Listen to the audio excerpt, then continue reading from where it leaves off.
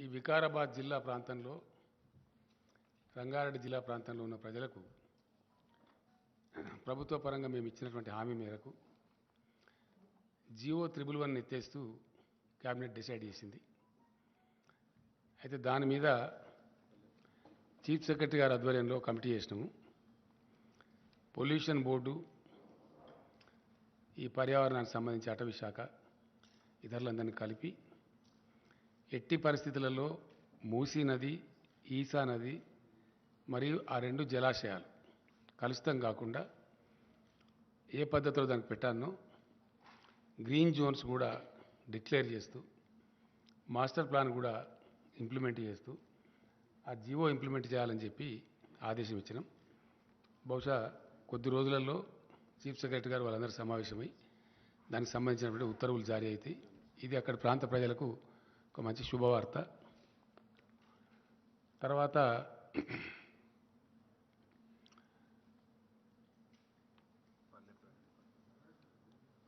మే 20 నుంచి జూన్ 5వ తేదీ వరకు పట్టణ ప్రగతి మరియు పల్లె ప్రగతి డ్రైవ్ మళ్ళా ఒకసారి చేపట్టి చాలా ఉధృతంగా వర్షాకాలానికి ముందు చేయాల్సిన అవసరం ఉంటుంది కాబట్టి పల్లె ప్రగతి పట్టణ ప్రగతి కూడా 20th May to June 5th అనేది అది కూడా ఈరోజు క్యాబినెట్ డిసైడ్ చేసింది. ఆ ప్రకారం దాన్ని ముందుకు పోవడం జరుగుతుంది. అట్లానే ఒక 6 ప్రైవేట్ యూనివర్సిటీలు హైదరాబాద్కు చాలా డిమాండ్ వస్తున్నది. దానికి సంబంధించి ఈరోజు ఇన్ ప్రిన్సిపల్ క్యాబినెట్ అప్రూవ్ చేసి వారికి అంటే ఒక అగ్రికల్చర్ యూనివర్సిటీ ఉంది, దాంట్లో పేర్లు ఐడియా ఉందా? నిక్మార్ ఉంది, ఇంకా చాలా ఉన్నాయి.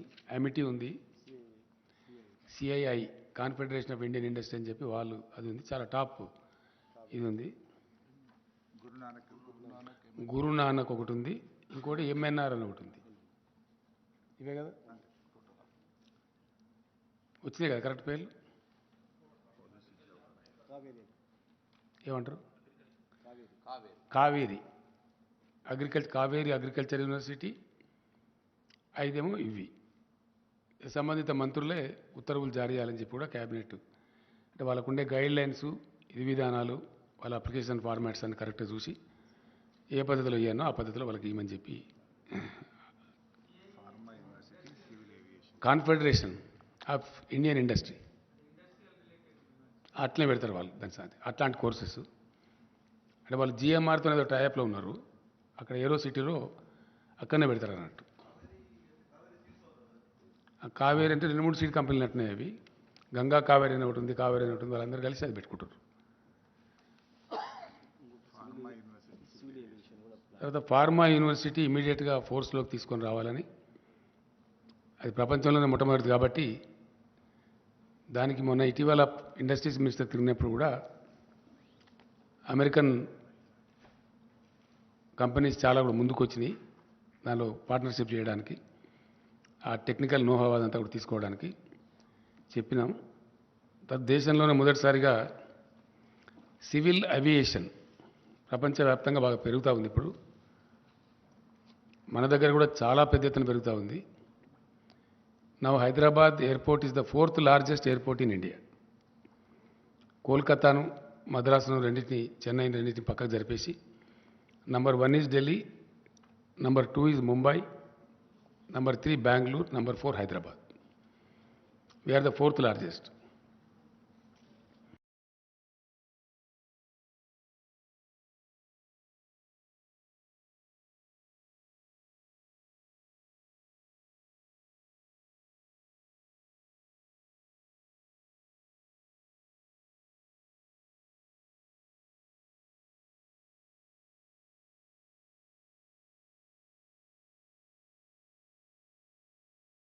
ఎగ్జాక్ట్లీ టెర్మినల్ మధ్యలోకి వచ్చి నార్త్ సైడ్ ఇంకో రన్వే వస్తుంది అనమాట.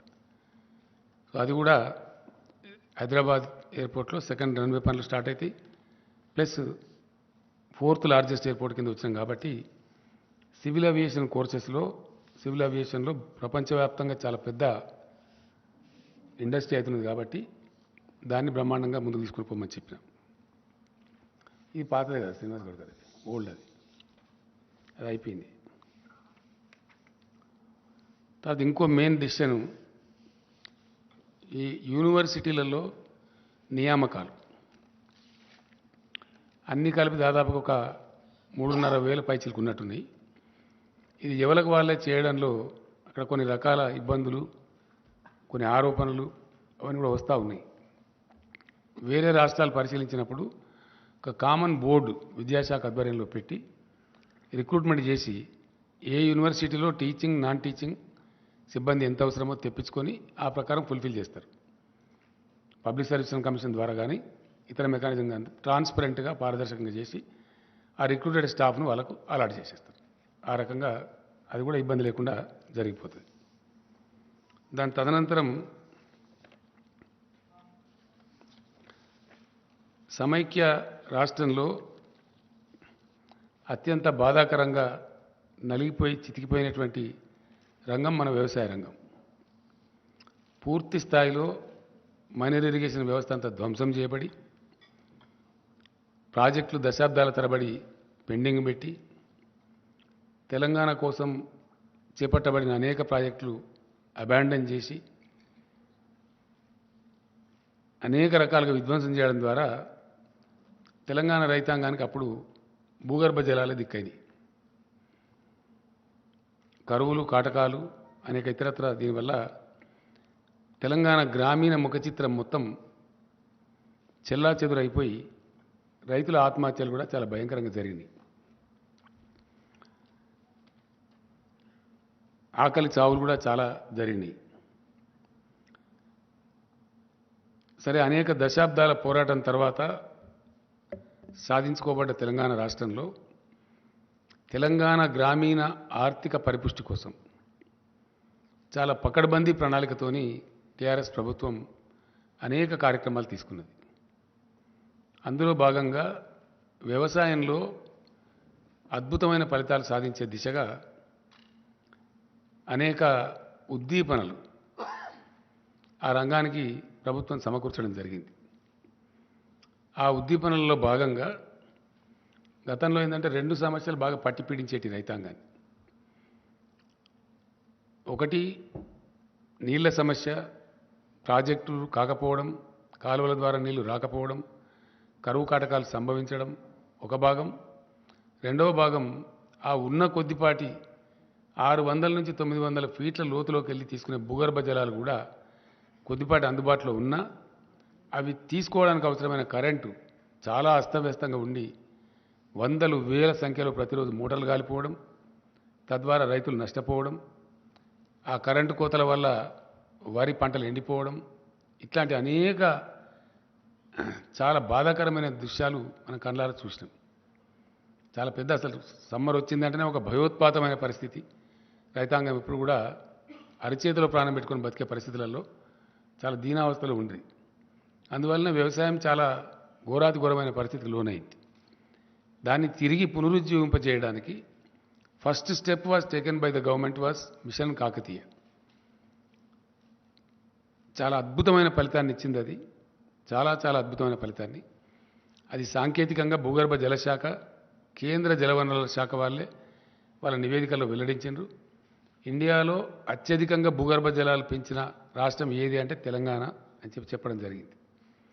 దానికి తోడుగా ఎలక్ట్రిసిటీని అద్భుతంగా తయారు చేసి, చాలా చాలా అద్భుతంగా తయారు చేసి క్లీన్ ఎనర్జీ సప్లై చేయడంలో, నాణ్యమైన విద్యుత్తును 24 అవర్స్ అన్ని రంగాలకు అందించడంలో తెలంగాణ గొప్ప విజయం సాధించింది.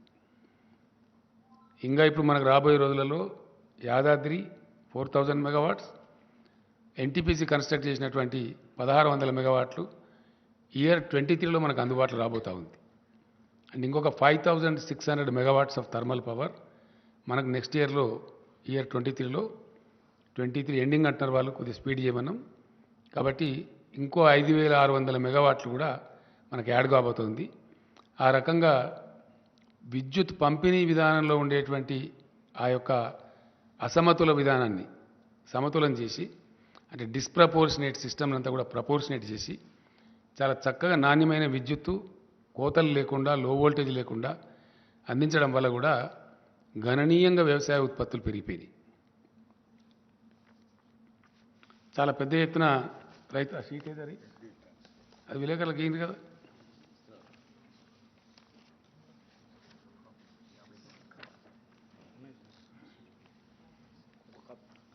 కాపీ ఏదిరా బాబు, మీ దగ్గర పెట్టుకుంటే నేను విలేకరులకు ఇవ్వాలి కానీ.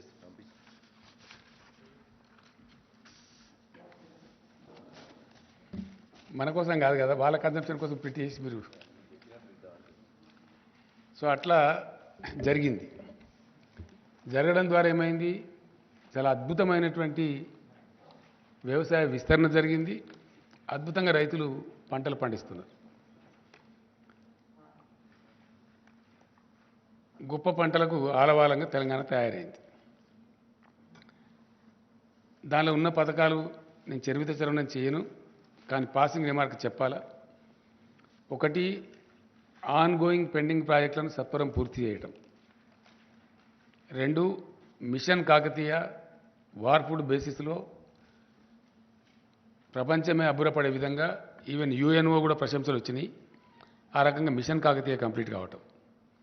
3, రీఇంజనీరింగ్ చేసి భారీ ప్రాజెక్టులకు శ్రీకారం చుట్టి అద్భుతంగా world's largest multi stage lift irrigation scheme Kaleshwaram record టైంలో కంప్లీట్ చేయటం. దాని ఫలితాలు కూడా అందుతూ ఉన్నాయి. వీటికి తోడుగా గత 3-4 సంవత్సరాలుగా భగవంతుని దయ వల్ల ప్రకృతి కరుణించి అద్భుతమైన వర్షపాతం కూడా దీనికి జోడైంది. దానికి తోడుగా కరెంటు అద్భుతంగా అన్ని సీజన్లలో ఏ మాత్రం వోల్టేజ్ ప్రాబ్లం లేకుండా సరఫరా కావడం కూడా చాలా ఇంపార్టెంట్ ఇన్పుట్ అయింది.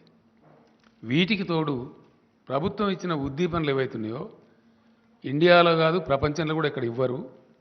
ఎకరానికి సంవత్సరానికి 10,000 రూపాయలు. No government gives in India and nowhere in the world 10,000 rupees per acre per annum రైతులకు ఇచ్చే ఒకే ఒక్క ప్లేస్ ఎంటైర్ భూగోళం మీద తెలంగాణ రాష్ట్రం.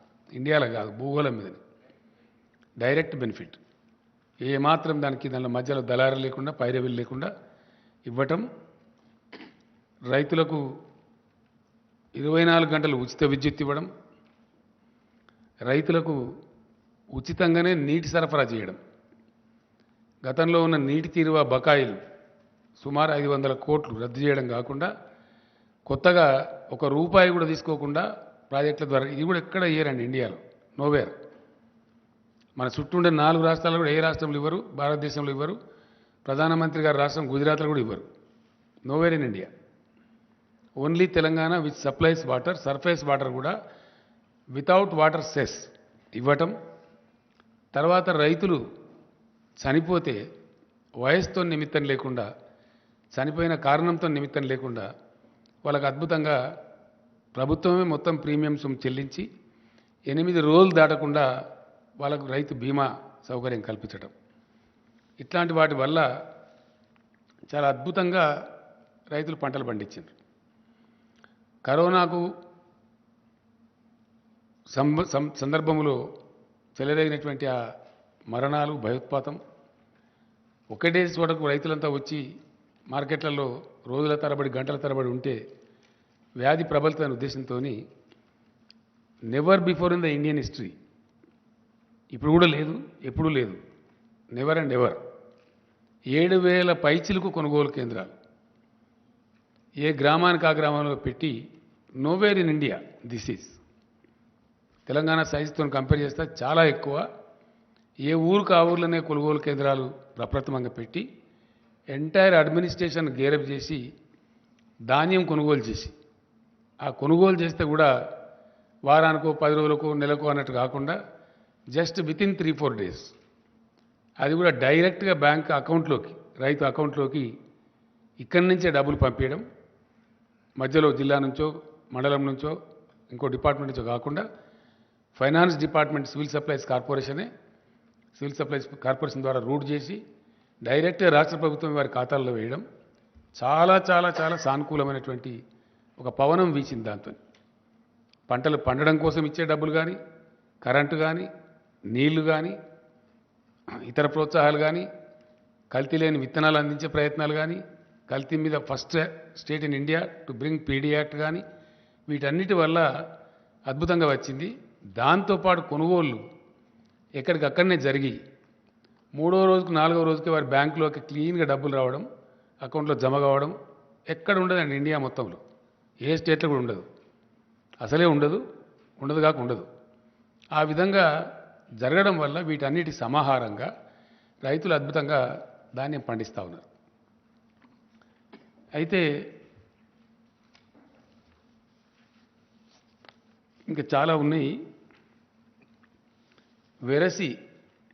వెరసి జరిగింది ఏంది? నెట్ రిజల్టు అంటే 1 కోటి ఎకరాల విస్తీర్ణం పెరిగింది, 2 పంటలు కలిపి 1 కోటి పైచిలుకు. 2014-15 to 2022 more than 1 crore acres. ఈ మల్టిపుల్ యాంగిల్స్లో ఈ పనులన్నీ జరిగేటప్పటికీ ఆలోచించిన పద్ధతిలో, ఆశించిన పద్ధతిలో అవన్నీ కరెక్ట్గా సింక్రనైజ్ కావటం మూలాన 1 కోటి ఎకరాలలో విస్తీర్ణం పెరిగింది. పెరిగి పంటలు చాలా బ్రహ్మాండంగా పండుతున్నాయి. అయితే పూర్తి స్థాయిలో రైతు వ్యతిరేకంగా పనిచేస్తున్నటువంటి ప్రభుత్వం కేంద్రంలో ఉండటం భారత రైతాంగం యొక్క దురదృష్టం పూర్తి స్థాయిలో. ఎందుకంటే 13 నెలల పాటు లక్షలాది మంది రైతులు దేశ రాజధానిలో ధర్నా కూర్చున్న పరిస్థితి మనం చూసినాం. చివరికి ఆ చట్టాలు రద్దు చేసుకొని భారత ప్రధానమంత్రే క్షమాపణ వేడుకున్నటువంటి పరిస్థితి కూడా మనం చూసినాం. అంటే ఎంత దిక్కుమాలిన, ఎంత దరిద్రం కొట్టు ప్రభుత్వం కేంద్రంలో ఉన్నదనే దానికి ఇది ఒక సంకేతం. అది యథాతథంగా మీ అందరూ ప్రత్యక్ష సాక్షులు. దానిలో ఏం డంబాచారం కానీ, మిర్చి మసాలా వేసి నూరిన మాట కానీ ఏం లేదు. అది ఫ్యాక్ట్, హిస్టరీ.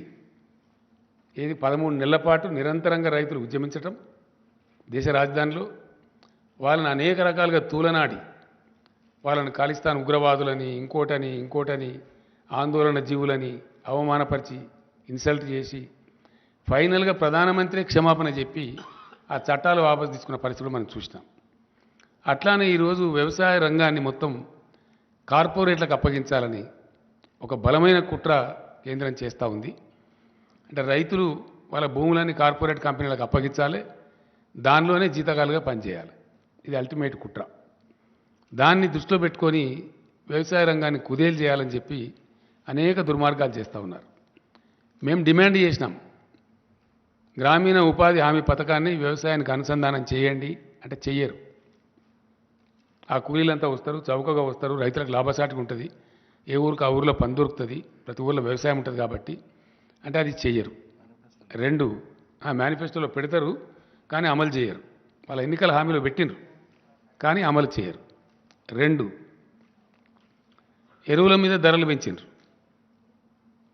అలొకేషన్ మొన్న జరిగిన బడ్జెట్లో, లాస్ట్ టైం కూడా బడ్జెట్ సందర్భంగా నేను చెప్పిన, ఎరువుల మీద విపరీతంగా ధరలు పెంచిండ్రు. 2 భూగర్భ జలాల మీద ఆధారపడి వ్యవసాయం చేసే రైతులకు వాళ్ళ బావుల కాడ మీటర్లు పెట్టాలి అని దిక్కుమాలిన పనికిమాలిన విద్యుత్ సంస్కరణలు తెచ్చిండ్రు. దానికి ఇన్సెంటివ్స్ పెట్టి 0.5% FRBM లోన్ కూడా దానికి అనుసంధానం చేసి రాష్ట్రాలను నష్టానికి గురి చేస్తూ ఉన్నారు. అంటే వ్యవసాయ రంగాన్ని బలహీనపరచాలి, కుదేలు చేయాలి, డిస్కరేజ్ చేయాలి అనేటువంటి అంతర్గత కుట్రలో ఇవన్నీ బాగా. అట్లానే మార్కెట్లన్నీ లేకుండా చేస్తాం అని చట్టాలు తెచ్చిండ్రు. సరే, ఇప్పుడు తోక ముడిచిండ్రు. ఆ తర్వాత ఆ రోజు రైతులకు హామీ ఇచ్చిండ్రు, మేము MSP కోసం అది చేస్తాం, మరొకటి చేస్తాం, ఇంకొకటి చేస్తాం అని చెప్పి ఈరోజు వరకు అతి గతి లేదు. నిన్న మొన్న పార్లమెంట్ సెషన్ జరిగితే వాళ్ళకి అవసరమైన చట్టాలు పాస్ చేసుకున్నారు తప్ప ఆ రోజు రైతులకు ఇచ్చిన హామీ నిలబెట్టుకోలేదు. ఇలా దేశ రైతాంగం అంతా కూడా గమనిస్తూ ఉన్నారు. నిన్న నాతో పాటు ఢిల్లీలో ధర్నాలో పాల్గొన్న ఆ రాకేష్ టికాయత్ కూడా ఒక మహాసంగ్రామాన్ని మొదలుపెట్టబోతున్నాం మళ్ళీ భారతదేశంలో అని చెప్పి కూడా చెప్పడం జరిగింది. అది డెఫినెట్గా జరుగుతుంది కూడా. అదే పద్ధతిలో తెలంగాణ పండించినటువంటి ధాన్యం, వరి ధాన్యం విషయంలో చాలా చిక్కిరి బిక్కిరిగా వితండవాదం చేస్తూ పిచ్చి పిచ్చిగా తలా తోకలేని విధంగా కేంద్ర ప్రభుత్వం వ్యవహారం చేసింది. నేను స్వయంగా వెళ్ళినాను, మాట్లాడినాం. రాష్ట్ర మంత్రివర్గం యొక్క 5-6 సభ్యులు వెళ్ళినారు, వాళ్ళు మాట్లాడినారు, లెటర్స్ ఇచ్చినాం, అవన్నీ కూడా చేసినాం. ధాన్యం కొనమంటే దాన్ని కాలుకు పెడితే మెడకు పెట్టి కాలుకు పెట్టడమే కాకుండా అతను చాలా అవమానపరిచి రైతులను మాట్లాడినాడు, రాష్ట్రాన్ని మాట్లాడినాడు. 2 విషయాలు ఏంటంటే ఎంత చీప్గా, ఎంత తెలివి తక్కువగా ఆ మంత్రికి అసలు మెదడు, జ్ఞానం, బుద్ధి ఏమైనా ఉందా లేదా కూడా అర్థం కాదు. అతను నూకలు తినడం అలవాటు చేయండి మీ రాష్ట్రానికి. మంచి ఫైన్ రైస్ పండించి అద్భుతమైన పంటను దేశానికి అన్నం పెట్టే రైతాంగానికి వాళ్ళు వడ్లు పండించి మంచి బియ్యమే దేశానికి అన్నట్టు వాళ్ళు నూకలు తినన్నట్టు. ఎంత గర్వం అండి, ఎంత అహంకారం. దేశానికి అద్భుతమైన పంట పండించి అన్నం అందించేటువంటి తెలంగాణ ప్రజలను మీరు నూకలు తినండి, నూకలు తినడం అలవాటు చేయండి అని చెప్పడం.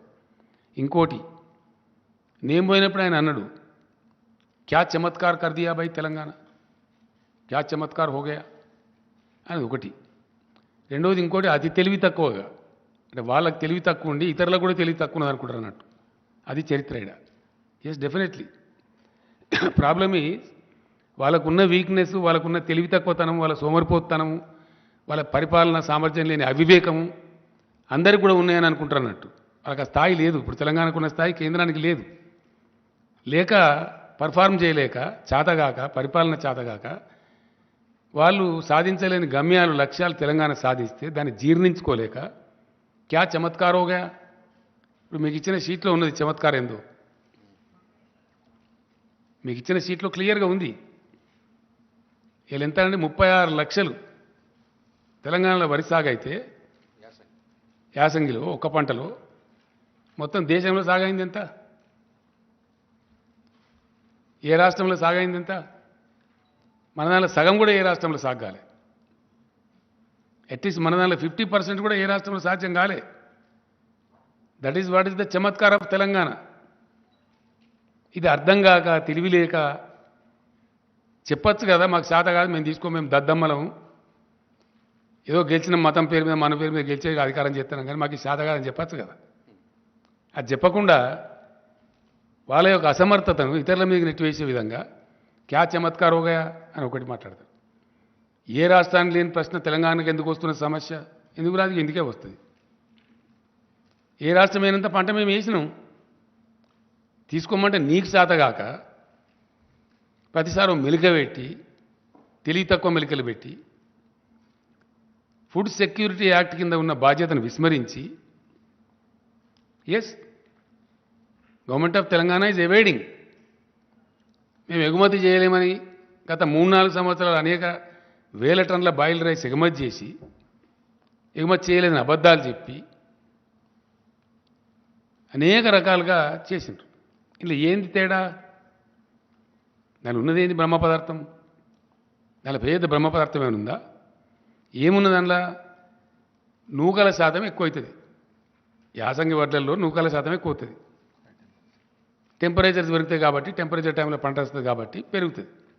పంటలు వచ్చేది మనకి ఏప్రిల్, మేలో సాధారణంగా 35 degrees దాటిపోతుంది. 35 టచ్ అయినప్పుడు ఏంటంటే బ్రోకెన్ రైస్ ఎక్కువ వస్తుంది. ఆ పర్సెంటేజ్ తేడా ఇప్పుడు ఇదంతా కథ. ఏమైనా బ్రహ్మ పదార్థం ఏమి లేదు.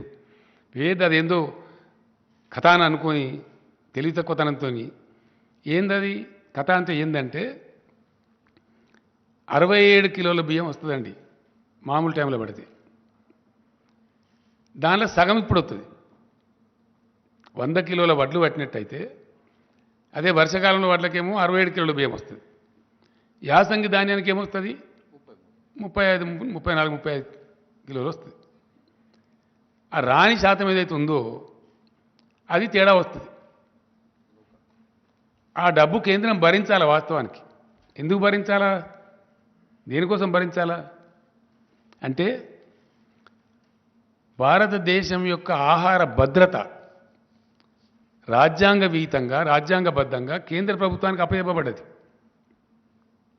కాబట్టి ఆ ఆహార భద్రత కాపాడేటప్పుడు ఆహార నిల్వలు పెట్టాలి దేశంలో. చాలా సింపుల్ విషయం ఇది. దీనిలో ఏదో పెద్ద బ్రహ్మ పదార్థం లేదు. ఆ బాధ్యత ఉంది కాబట్టే దానిలో నుంచి ఉద్భవించిందే ఫుడ్ కార్పొరేషన్ ఆఫ్ ఇండియా. ఆ ఫుడ్ కార్పొరేషన్ ఆఫ్ ఇండియా దగ్గర లక్షల కోట్ల టన్నులు స్టోర్ చేసి ఉంచేటువంటి సామర్థ్యం ఉంటుంది, శక్తి ఉంటుంది. ఇతర ఏ రాష్ట్రానికి కూడా ఆ స్టోర్ చేసే శక్తి సామర్థ్యాలు ఉండవు. టెంపరీ ట్రాన్సిట్ స్టోరేజ్ సామర్థ్యం ఉంటుంది తప్ప శాశ్వతంగా ఉండదు. కాబట్టి ఫుడ్ కార్పొరేషన్ ఆఫ్ ఇండియా ఈ పంటలు తీసుకొని దాన్ని మళ్ళీ వితరణ చేసే సందర్భంలో కొద్దిపాటి లాస్ వస్తే వస్తుంది, ఒక 5,000 కోట్లు 10,000 కోట్లు వస్తుంది, దాన్ని భరించాలి. కొన్ని సందర్భాల్లో ప్రపంచంలో కరువు వచ్చినప్పుడు ఎక్స్పోర్ట్ చేస్తే లాభం కూడా వస్తుంది. కొన్నిసార్లు లాభం వస్తుంది, కొన్నిసార్లు నష్టం వస్తుంది. అది మేము భరించలేము అని చెప్పలేక భరించరు. ఎందుకంటే దానిలో సీక్రెట్ ఉంది. సీక్రెట్ ఏంది? తెలివి తక్కువ ప్రభుత్వం కేంద్రంలో ఉన్నది. ఇప్పుడు ఎంత తెలివి తక్కువ, ఎంత దుర్మార్గమైన, ఎంత హీనమైన నీచమైన ప్రచారాలు చేస్తారండి. ట్యాక్సేషన్లో 2 భాగాలు ఉంటాయి, కేంద్ర పన్నులు, రాష్ట్ర పన్నులు. డెఫినెట్గా కేంద్రం ఈ పన్నులు వసూలు చేయాలా, రాష్ట్రాలకు ఈ పన్నులు వసూలు చేసుకోవాలని ఉంటుంది. దానిలో ఇప్పుడు పెట్రోల్ డీజిల్ మీద రాష్ట్రానికి కూడా కొంత ఉంటుంది, వ్యాట్ వేసుకునే అవకాశం ఉంటుంది.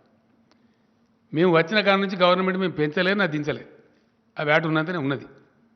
2015లో ఒకసారి అది జీరోలలో ఏదో ఉంటే దాన్ని రౌండ్ ఫిగర్ చేసినాం. జస్ట్ జీరోలలో ఉండేది, అంటే 60 పైసలు 30 పైసలు ఉంటే దాన్ని ₹1 చేసినాం. రౌండ్ ఫిగర్ చేస్తే కలెక్షన్ ఈజీ ఉంటుంది, ఇచ్చే వాళ్ళకైనా తీసుకునే వాళ్ళకైనా. అంతకుమించి తెలంగాణ వచ్చిన కానీ తెలంగాణ చరిత్రలో పెట్రోల్ మీద డీజిల్ మీద మేము పైసా పెంచలేదు. యాజ్ ఇట్ ఈజ్ ఉన్నాయి రేట్లు, స్టేట్ ట్యాక్స్. కానీ సెంటరు రోజుకు ₹1, రోజుకు బారాన, రోజుకు ₹1, ₹2 పెంచి దానికి ఏం ప్రచారం చేస్తారండి? స్టేట్ ట్యాక్స్ తగ్గించాలన్నట్టు. మరి నువ్వెందుకు పెంచాలా? నువ్వు దేనికోసం పెంచుతున్నావు నాకు అర్థం కాదు. స్టేట్ ట్యాక్స్ తగ్గించాలని నువ్వు చెప్తున్నావు, నువ్వు పెంచాలా మేము తగ్గించానా? అంటే నీ జేబు నిండాలి, మా జేబు ఖాళీ కావాలి. దీని అనుకున్న ఫిలాసఫీ ఏంటండి? భారతీయ జనతా పార్టీ ఆర్ఎస్ఎస్ వాళ్ళ యొక్క ఫిలాసఫీ ఏంటంటే బలమైన కేంద్రం, బలహీనమైన రాష్ట్రాలు. వీళ్ళు ఆర్థికంగా దివాలా తీయాలి. రాష్ట్రాలు చిప్పబట్టుకొని నిలబడాలి లైన్లా, వాళ్ళ చెప్పు చేతలలో ఉండాలి. అంటే ఇది ఫెడరల్ సమాఖ్యకు పూర్తి విరుద్ధమైనటువంటి, టోటల్ అగెనిస్ట్ ఉండేటువంటి ఒక దిక్కుమాలిన సిద్ధాంతం. ప్రజాస్వామ్యం యొక్క పరిణతి, మెచ్యూరిటీ ఆఫ్ డెమోక్రసీ, ప్రజాస్వామ్య పరిణతి పెరిగిన దేశాలలో సెంటర్ నుంచి పవర్స్ డెవల్యూట్ అవుతాయి రాష్ట్రాలకు, రాష్ట్రాల నుంచి లోకల్ బాడీస్కు ట్రాన్స్ఫర్ అవుతాయి. అది టైర్ విధానం.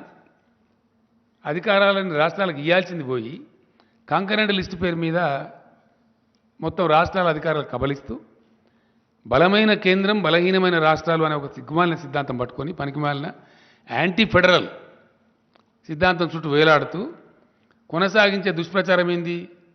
స్టేట్ ట్యాక్స్ తగ్గించమనండి, పెట్రోల్ రేట్లు తగ్గుతాయి. మరి నువ్వెందుకు వేస్తున్నావు? ఒకవేళ భారత ప్రభుత్వం యొక్క నీతి సామాన్య ప్రజలకు తక్కువ ధరలకే పెట్రోల్ డీజిల్ అందించాలని అయితే పెంచద్దు కదా.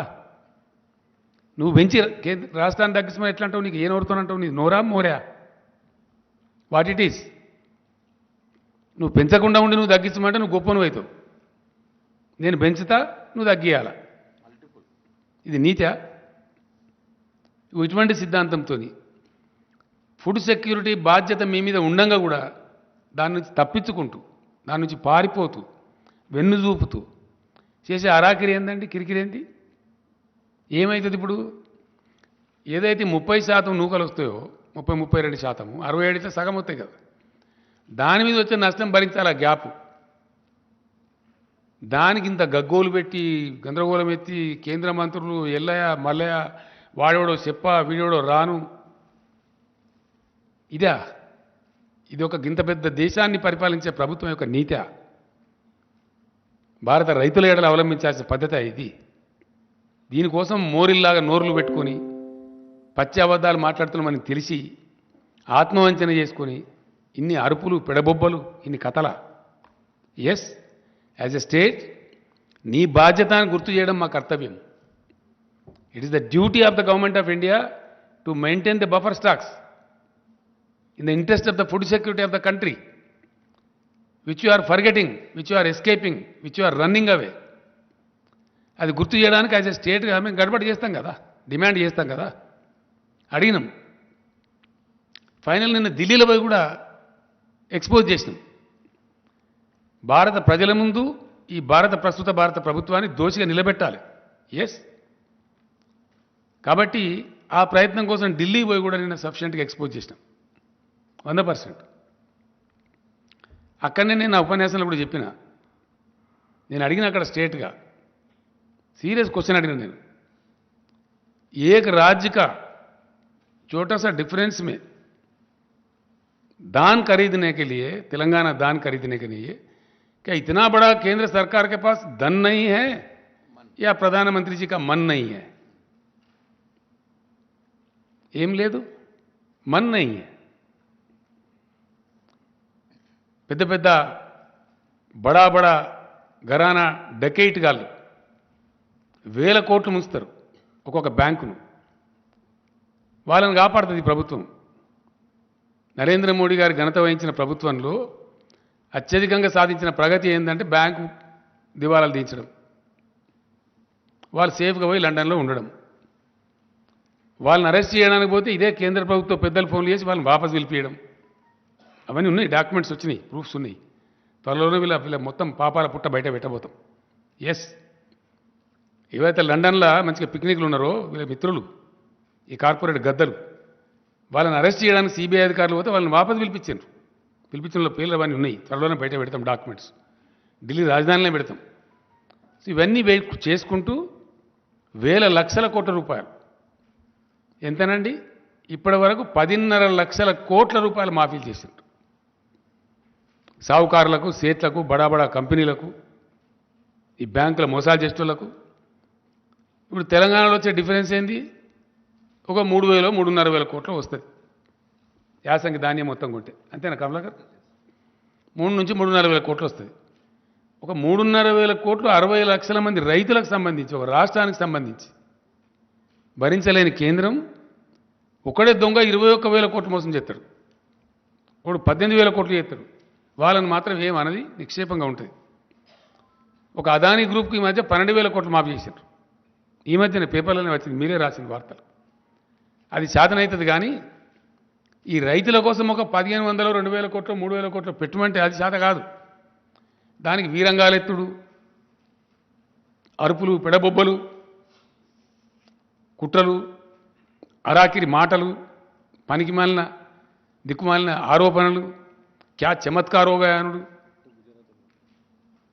రీసైక్లింగ్ చేస్తున్నాడు. రీసైక్లింగ్ చేస్తుందా గవర్నమెంట్? ఎక్కడ చేస్తారా? సాధ్యమే పనేనా? మాకేం పని లేదా? ఓ కేంద్ర మంత్రి మాట్లాడతాడు ఈ మాట, ఇంత పెద్ద భారతదేశం యొక్క మంత్రి. అంటే ఎంత నీచంగా, నికృష్టంగా రైతాంగం పట్ల, దేశ ప్రజల పట్ల ఎంత బాధ్యతారహితంగా కేంద్రం ఉన్నదనే దానికి ఇది ఒక సంకేతం. సో ఏ విధంగా ఉన్నది, ఎన్ని రకాలుగా ఉన్నది, ఎంత బహుముఖీనంగా ఉన్నది, వీళ్ళ యొక్క దుర్మార్గమైనటువంటి రైతు వ్యతిరేక విధానం అనేది ఎక్స్పోజ్ చేయాలని చెప్పి మేము సఫిషియెంట్గా చేసినాం. డెఫినెట్గా నేను ఢిల్లీలో నా స్పీచ్లో నేను చెప్పిన, మీరు ఇయ్యనంత మాత్రాన హమారే కిసానంకు హమ్ గంగామే నై డూబ్ దెంగే, మేము ఎట్లా కాపాడుకుంటాం, మీకు ఎట్లా తెలియలేదు, మేము కాపాడుకుంటాం, మాకు ఆ ధైర్యం ఉంది, అవసరం వస్తే ఒక పూట ఉపాసం ఇంకొక ఖర్చు తక్కువ చేసుకుంటాం అని కూడా చెప్పిన నేను. దాని ప్రకారంగానే ఈరోజు క్యాబినెట్లో సాకల్యంగా విషయాన్ని చర్చించినాం. రైతాంగానికి మేము చెప్పినాం ఏమని, వెయ్యకండి, దుర్మార్గమైన కేంద్రం ఉంది, చక్కదనం లేదు వీళ్ళది, వీళ్ళ వ్యవహారం సరిగా లేదు, కేంద్రంలో ఒక విధవ పనికిమాలిన గవర్నమెంట్ ఉంది, కాబట్టి మీరు ఇతర పంటలు వేసుకోండి అని చెప్పినాం. చెప్తే పాపం చాలా వరకు 20 లక్షల వ్యవసాయం తగ్గిపోయిందండి. ఆల్మోస్ట్ 55 lakhs to 30 lakhsకి వచ్చింది. అంటే 36 ఉంది, దానిలో ఒక 3 లక్షలు సీడ్కి పోతుంది, ఒక దాదాపు 2-2.5 లక్షలు రైతులు తినడానికి ఉంచుకుంటారు సాధారణంగా. అంటే సరాసరి ఒక 20 లక్షల ఎకరాలలో వరి పంట తగ్గేయగలిగినాం మేము ఎఫర్ట్ చేసి. ఆ టైంలో ఇక్కడ ఉండబడే బీజేపీ మేము కొంటాము, మీరు ఎంత నెయ్యండి, కేంద్రమే ఉంటుంది అని వీరంగాలు ఎత్తి ఓ దుర్మార్గమైన దుష్ప్రచారం చేశారు. కొంతమంది పాపం ప్రత్యామ్నాయం లేక 100 రూపాయల నుండి వాళ్ళు వేసుకున్నారు, వెరసి మొత్తం మీద పంట వేసుకున్నారు. వేసినారు కాబట్టి ఇప్పుడు ఈ కేంద్రము ఈ చిన్నపాటి డిఫరెన్స్ మేము భరించము, మా వల్ల కాదని చేతులు ఎత్తేసారు. మేము చివరి దాకా ప్రయత్నం చేసినాం. ఇప్పుడు పంటలు వచ్చేస్తున్నాయి, ఆల్మోస్ట్ ఫుల్ స్పీడ్లో కోతలు స్టార్ట్ అయిపోయినాయి ముమ్మరంగా. కాబట్టి తెలంగాణ రైతాంగాన్ని ఫ్రీ సబ్సిడీ కోసం మేము ఇచ్చే ఖర్చు 12,000 కోట్లండి ఎలక్ట్రిసిటీ బోర్డుకు. రైతు బంధు కోసం రాష్ట్ర ప్రభుత్వం చేసే ఖర్చు 15,000 కోట్లు. రైతు బీమా కోసం మేము పెట్టే ఖర్చు 1,600 కోట్లు. నీటి తీర్వాలు గిటి తీర్వాలు తీసుకోకుండా ఫ్రీ వాటర్ సప్లై చేస్తాం. తద్వారా కొంత నష్టం వస్తుంది. ఇన్ని రకాలుగా రైతాంగాని కోసం ఖర్చు చేసి తెలంగాణ గ్రామసీమలలో ఆనందం రావాలి, రైతు బాగుంటే ఆయన చుట్టూండే పనిముట్లు చేతి వృత్తుల వాళ్ళు కూడా బాగుంటారు, కుల వృత్తుల వాళ్ళు బాగుంటారు, గ్రామంలో ఒక సంతోషకరమైన వాతావరణం వస్తుంది చేసిన ప్రయత్నాన్ని ఈ శిలరమల్లర కేంద్ర ప్రభుత్వం తినాకరిస్తే మేము మా రైతాంగాన్ని చెడగొట్టుకోదలుచుకోలేదు. డెఫినెట్గా ఈ యాసంగి వడ్లను ఒక గింజ కూడా లేకుండా రాష్ట్ర ప్రభుత్వమే కొనుగోలు చేయాలని చెప్పి cabinet has taken a decision. దానికి ఆ వచ్చే వ్యత్యాసం ఎంత, ఆ వ్యత్యాసానికి మేము భరించాల్సింది ఎంత అనే దానికి ఒక 4 ఎక్స్పర్ట్స్ దాంతో చీఫ్ సెక్రటరీ ఆధ్వర్యంలో ఒక కమిటీ వేసినాం. ఆ కమిటీలో చీఫ్ సెక్రటరీ గారు, ఫైనాన్స్ సెక్రటరీ గారు, అగ్రికల్చర్ సెక్రటరీ గారు, ఇరిగేషన్ సెక్రటరీ గారు. ఇరిగేషన్ సెక్రటరీ గారు గతంలో సివిల్ సప్లైస్ కమిషనర్ కూడా పనిచేసిండు, ఆయనకు అనుభవం ఉంది. ఈ నలుగురిని కలిపి మేము కమిటీ వేసినాం. తక్కువ నష్టంతో ఈ ధాన్యం కొనాలి, డిస్పోజ్ కావాలి. ధాన్యం కొనుగోళ్లకు బ్రహ్మాండంగా రేపటి నుంచే యుద్ధ ప్రాతిపదికన కలెక్టర్లతో వీడియో కాన్ఫరెన్స్ పెట్టమన్నాం, ఆదేశాలు ఇచ్చినాం. గౌరవ మంత్రులందరినీ కూడా రిక్వెస్ట్ చేసినాం. రేపు ఇమీడియట్ జిల్లా కేంద్రాలకు పోయి టోటల్ అడ్మినిస్ట్రేషన్ గేరప్ చేసి ప్రతి ఊరిలో in each and every village కొనుగోలు కేంద్రాలు స్టార్ట్ చేయమని చెప్పినాం. రాబోయే 2-3 రోజుల్లో మొత్తం ఎస్టాబ్లిష్ చేసి సివిల్ సప్లైస్ మినిస్టర్ గారు దానికి అవసరమైన గోనె సంచులు, మన్ను, మశానం ఏమేమి ఉంటుందో ఆ తతంగం అంతా ఆ డిపార్ట్మెంట్ చూసుకుంటుంది. దానికి ఏవేవైతే అవసరాలు ఉంటాయో సివిల్ సప్లైస్ డిపార్ట్మెంట్ వాళ్ళు కోఆర్డినేట్ చేస్తారు. ఇక్కడ సమర్థవంతమైన ప్రభుత్వం ఉంది కాబట్టి, డెలివరీ చేయగలిగిన ప్రభుత్వం ఉంది కాబట్టి, నిర్ణయం తీసుకుంటే చాలా కఠినంగా పడతరంగా డెలివరీ చేసేటువంటి ఒక పటిష్టమైన ప్రభుత్వం ఉంది కాబట్టి వితిన్ 3-4 డేస్ మొత్తం కొనుగోలు చేస్తాం. నేను రైతాంగానికి విజ్ఞప్తి చేస్తా ఉన్నా, ఒక్క గింజ కూడా తక్కువ ధరకు అమ్మకండి. 1960 రూపాయల ఎంత ఉంది అది, 1960 అయితే ఎంఎస్పి ఉందో టంచన్గా 1960 రూపాయలు మీకు చెల్లిస్తాము. గతంలో ఎట్లయితే మీ బ్యాంకులకు వచ్చినాయో అదే పద్ధతిలో మీ బ్యాంకులకు వస్తాయి. ఈ దిక్కుమాలిన కేంద్రం మనకు మొండి చేసి చూపించినంత మాత్రం మనం చిన్నబుచ్చుకునేది ఏం లేదు. ఎందుకంటే ఎప్పుడు చూడని నీళ్లు చూస్తున్నారు, ఎప్పుడు చూడని కరెంటు చూస్తున్నారు. మంత్రివర్గంలో మాకు అదే చర్చ జరిగింది. ఎందుకంటే ఎప్పుడు ఇదివరకు లేనటువంటి ఒక ఫీల్ గుడ్, ఒక అద్భుతమైనటువంటి ఉల్లాసభరితమైన వాతావరణం గ్రామసీమలలో ఉంది. పొలాలు పచ్చగా కనబడుతున్నాయి. పల్లె పల్లెలో పల్లేరులు మొలిసే పాలమూరులో అనే కాడ పల్లె పల్లెలో పంటలు పండే పాలమూరు కాడ అని చెప్పి ఇప్పుడు ప్రజలు పాడుకుంటున్నారు. ఎస్, అదే కవి చెప్పిండు నాకు. పీరీల పండుగ అప్పుడు గోరెటెంకన్న గారు వాళ్ళ ఊర్లో ఉండే, నేను తెల్లారి రమ్మని చెప్తే వచ్చిండు ఆయన. ఎక్కడికి పోయిందంటే అక్కడ పోయినా, మా ఊరికే పోయినా. ఇంతకుముందు ఎడారిలాగా ఉండేసారి ఇప్పుడు కోనసీమలాగా ఉందని చెప్పిండు ఆయన. అంత అద్భుతంగా పంటలు పండుతున్నాయి కాబట్టి ఆ వాతావరణం డిస్టర్బ్ చేయొద్దు, మళ్ళీ మన గ్రామసీమలలో వెల్తి తేవద్దు. సరే, మనకు 2,000-3,000 కోట్లు 4,000 కోట్ల ఖర్చు అయినా మంచిదే, రైతాంగాన్ని చిన్నబుచ్చొద్దని చెప్పి ప్యూర్లీ రైతుల యొక్క ఇంట్రెస్ట్లో ఈ కొనుగోలు చేయాలని నిర్ణయించినాం. కాబట్టి రైతులు ఎవ్వరు కూడా ధాన్యం తక్కువ ధరకు అమ్మకండి, నో డిస్ట్రెస్ సేల్. ప్రతి గింజ ప్రభుత్వం కొంటుంది, ఒకరోజు వెనకనో ముందో. కాబట్టి దాన్ని చేయాలని చెప్పి కోరుతున్నాను నేను. మీరు తక్కువ ధరకు అమ్ముకోవద్దు. దాని తర్వాత రెండవ విషయం ఏంటంటే, తెలంగాణ రాష్ట్రం తరఫున నేను మొన్ననే చెప్పిన, తప్పకుండా నిన్న మొన్న నాకుండే చిన్న ఆరోగ్య సమస్య వల్ల ఢిల్లీలో దాదాపు 8 రోజులు గడిపిన నేను. చాలామంది మిత్రులు కలిసిండ్రు, చాలామంది ఎకానమిస్టులు కలిసిండ్రు, రాజకీయ నాయకులు కూడా కలిసిండ్రు, కొందరు ఫోన్లో మాట్లాడింది, కొందరు కలిసిండ్రు, రకరకాలు జరిగింది. భారత మేధోవర్గం మొత్తం ఆలోచిస్తూ ఉంది. అలా భారతదేశాన్ని ఇప్పుడున్న ప్రభుత్వం, అధికార పార్టీ బీజేపీ ఒక దుర్మార్గమైనటువంటి, అనారోగ్యకరమైనటువంటి, అనాలోచితమైన విధానంలో వాళ్ళ సంకుచిత రాజకీయాల కోసం మతోన్మాదాన్ని పెట్టరేగేటువంటి ప్రయత్నం చేస్తూ ఉన్నారు. అన్ని రకాలుగా దేశాన్ని దెబ్బతీసిండ్రు. జీడిపి మొత్తం నాశనం అయిపోయింది, ఎకానమీ చెల్లాచెదురైంది, నిరుద్యోగ సమస్య పెరిగింది, ఆరోగ్య సమస్యలు పెరిగినాయి, పరిశ్రమలు మూతపడుతున్నాయి, అన్ఎంప్లాయ్మెంట్ పెరిగిపోయింది, హంగర్ ఇండెక్స్లో కూడా క్షీణించిపోయింది. ఇబ్బడి ముబ్బడిగా విపరీతమైన సెస్సుల రూపంలో ప్రభుత్వం ట్యాక్సులు పన్నులు విధిస్తూ ఉంది.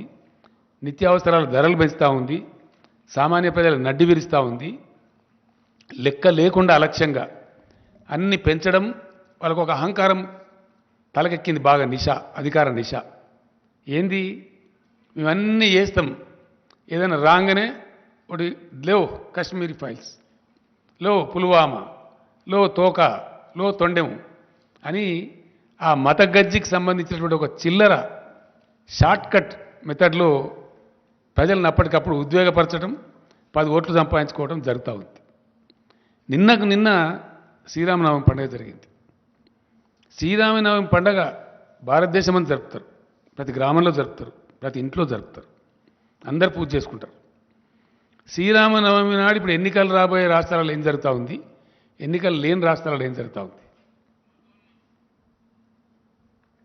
గుజరాత్లో రాళ్ళెత్తారు, కర్ణాటకలో రాళ్ళెత్తారు, వేరేకాడ ఎందుకు వేయరు. ఎక్కడ ఎన్నికలుంటే అక్కడ డ్రామా స్టార్ట్, రాళ్ళేసుడు, ఉద్రిక్తతలు సృష్టించుడు, ఆ ఉద్వేగంలో నుంచి వచ్చేదాన్ని పొలిటికల్ క్యాపిటలైజ్ చేసుడు అనేటువంటి ఒక చిన్న ట్రిక్ పెట్టుకొని దీని ముందర ఏదున్నా సరే సమయానికి అన్ని చెల్లాచెదురైతే అనేటువంటి ఒక దిక్కుమాలిన ఆలోచనతో మొత్తం దేశాన్ని సర్వభ్రష్టం చేసే పరిస్థితి పోతూ ఉన్నారు. చాలా బాధాకరమండి, చాలా అంటే చాలా. అద్భుతమైనటువంటి నగరం మన బెంగళూరు నగరం. అనేక ప్రభుత్వాల యొక్క కృషి ఫలితంగా అది సిలికాన్ వ్యాలీ ఆఫ్ ఇండియా అయింది. 30 లక్షల మందికి డైరెక్ట్గా ప్రత్యక్షంగా ఐటీ ఉద్యోగాలు దొరుకుతాయి. మరో 30 లక్షల మందికి ఆల్మోస్ట్ ఇండైరెక్ట్ ఉద్యోగాలు దొరుకుతాయి. అంత అద్భుతమైనటువంటి రాష్ట్రంలో చాలా అయిందా time, just 2 minutes, 5 to 7, yeah. ఆ రకంగా ఉన్నటువంటి రాష్ట్రంలో 6 రకాల నిషేధాలు ప్రభుత్వం ఉత్తర్వులు ఇస్తాయండి. హిజాబు నిషేధము, హలాల్ మాంసం నిషేధము, ముస్లింలు నడిపే వాహనాలు ఎక్కద్దు, ముస్లింల షాపులలో ఖరీదు చేయొద్దు, ఇంకేదో దిక్కుమాలింది అండి, పనికిమాలి. దీని బ్యాక్లాష్ ఏముంటుందండి? మొన్న కువైట్ దేశంలో 11 మంది పార్లమెంట్ సభ్యులు ఆ ప్రభుత్వానికి రాసిండ్రు, కిక్అవుట్. అక్కడ ఆ దేశంలో వ్యవహారం బాగాలేదు, వాళ్ళు మన దగ్గర ఉంటే కూడా దుర్మార్గంగా ఉంటుంది, వీళ్ళని ఎలగొట్టండి అని చెప్పి మాట్లాడుతున్నారు. అట్లా దాదాపు దేశం నుంచి 13 కోట్ల మంది ప్రజలు వివిధ దేశాల్లో బ్రతుకుతున్నారు. అనేక ఉద్యోగాలు, చిన్న చిన్న వ్యాపారాలు ఏదో చేసుకొని బ్రతుకుతున్నారు. ఒకవేళ ప్రపంచం వాళ్ళందరినీ తరిమేస్తే ఈ భారతీయ జనతా పార్టీ వాళ్ళని పోషిస్తుందా? వాళ్ళకి ఇండియాలో ఉద్యోగాలు ఇస్తారా? ఏం జరగబోతుంది? ఉన్న పరిశ్రమలు మూతపడితే ఇలా పరిశ్రమలో పనిచేసే కార్మికుల గతేం కావాలా? ఉన్న ఐటీ పరిశ్రమ బిస్తర్ కడితే ఐటీ ఉద్యోగుల గతేం కావాలా? పెట్టుబడిదారులు విముఖత చూపితే, పెట్టుబడుల వెలువ రాకపోతే, కొత్త ఉద్యోగాల కల్పన జరగకపోతే ఈ నిరుద్యోగ యువత యొక్క ఆశలను ఎటుపోవాలా? దేశం చిన్నాభిన్నమైతే మళ్ళీ సంభాళించుకోవడానికి కనీసం 100 సంవత్సరాలు పడుతుందండి. ఈ చిన్న మతపిచ్చితోని, చిన్న ఉద్వేగాలతోని, అప్పటికప్పుడు కలిగే తాత్కాలిక రాక్షస ఆనందంతో దేశం కోల్పోయేది చాలా ఎక్కువ. దేశం అతి భారీ మూల్యం చెల్లించక తప్పదు. ఎస్, ఇది చరిత్ర చెప్పిన సాక్ష్యం. ఎన్నో ఘటనలు ఉన్నాయి. కాబట్టి ఈ ఉన్మాదుల చేతిలో పడి దేశ యువత, దేశ మేధావులు కొట్టుకొని పోతే 100 సంవత్సరాలు భారతదేశం వెనుకపోతుంది. 100 సంవత్సరాలు, ఒక century. Country is going to lose a century which is disastrous, which is unwanted, undesirable. కాబట్టి దేశ ప్రజలు, ఈ ఉన్మాదులు, ఈ దుర్మార్గులు చేసేటువంటి ఈ కుటిలమైనటువంటి, కుచితమైనటువంటి విషయాలు వాళ్ళు గ్రహించి తప్పకుండా తమను తాము రక్షించుకునే దిశగా భారతదేశం కదలాలి. ఇది బుద్ధిజీవుల దేశం. డెఫినెట్లీ నేను బలంగా నమ్ముతాను, ఇండియా రియాక్ట్స్. ఇండియా బుద్ధు దేశం కాదు, బుద్ధిజీవుల దేశం. యాజ్ అండ్ వెన్ గివెన్ తప్పకుండా భారత ప్రజ తిప్పి కొడుతుంది, గిల్లి పడేస్తుంది. మేమేదో ఇవాళ ఉన్నామని అహంకారపూరిత మాటలు మాట్లాడి రాష్ట్రాల నుంచి వచ్చే మంత్రులను రాష్ట్ర ప్రభుత్వాలను అరాకిరిగా మాట్లాడి ఇష్టం వచ్చిన కథలు మాట్లాడి మేము నడిపించగలుగుతాం అనుకుంటే హిట్లర్లు ముస్సోలినీలు నెపోలియన్లే పోయిన చరిత్రలో అంతకన్నా గొప్పలు కాదు వీళ్ళు. అందుకు సంబంధించి తప్పకుండా తెలంగాణ రాష్ట్రం నుంచి భారతదేశాన్ని చైతన్యపరచడంలో దక్షిణ భారతదేశాన్ని చైతన్యపరచడంలో ఏదైతే నేను ప్రముఖ పాత్ర వహిస్తాను చెప్పినో తప్పకుండా ఆ పోరాటాన్ని బాగా ఇంటెన్సిఫై చేస్తాం. ఎస్, నేను నాకు రైతు నాయకులు కూడా ఇక్కడ కలిసినరు, మాట్లాడినరు. భారతదేశానికి ఇవాళ భారతదేశ రైతులు ఇప్పటికే సతమతమవుతా ఉన్నారు ఒక పర్ఫెక్ట్ పాలసీ లేక.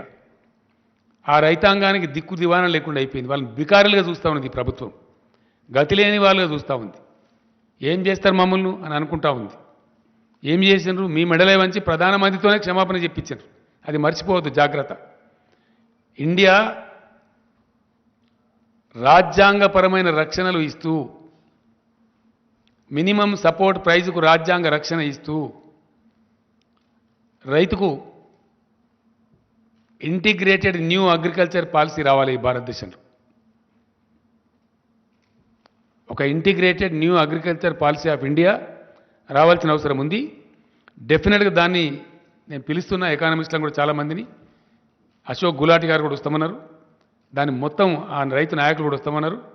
త్వరలోనే హైదరాబాదులో మొత్తం భారత రైతాంగానికి సంబంధించినటువంటి అన్ని రాష్ట్రాల రైతు ప్రతినిధులను, ఢిల్లీలో ఉద్యమం నిర్వహించిన రైతు సంఘాలను హైదరాబాద్కే పిలిపించి ఇక్కడ వర్క్షాప్ పెట్టి ఆ పాలసీ ఇక్కడ డిక్లేర్ చేస్తాం. గవర్నమెంట్ ఆఫ్ ఇండియా దానికి కర్మ బాగుంటే అడాప్ట్ చేస్తారు, అడాప్ట్ చేయకపోతే వీళ్ళని పక్కకు జరిపి భారత రైతాంగమే గిల్లిపారేసి ప్రత్యామ్నాయ ప్రభుత్వం తెచ్చుకుంటారు. మంచి ఆనందపూర్వకమైనటువంటి న్యూ అగ్రికల్చర్ పాలసీ ఆఫ్ ఇండియాను ఇంప్లిమెంట్ చేసుకుంటారు. అప్పుడు కలకలలాడే భారతదేశం ఉంటుంది, ఇక వెలవెలవే భారతదేశం ఉండదు. రైతులు బికారులు ఉండే భారతదేశం ఉండదు, రైతులు ఇంత హీనంగా చూడబడే భారతదేశం ఉండదు. దానికోసం కూడా భగవంతుడు నాకు ఇచ్చిన సర్వశక్తులు ధారబోసి ప్రయత్నం చేస్తాం, ఆ విధంగా ముందుకు పోతాం. Thank you. No more questions today because నాకు సీజే గారితో అపాయింట్మెంట్ ఉంది. Will meet tomorrow or day after. Thank you.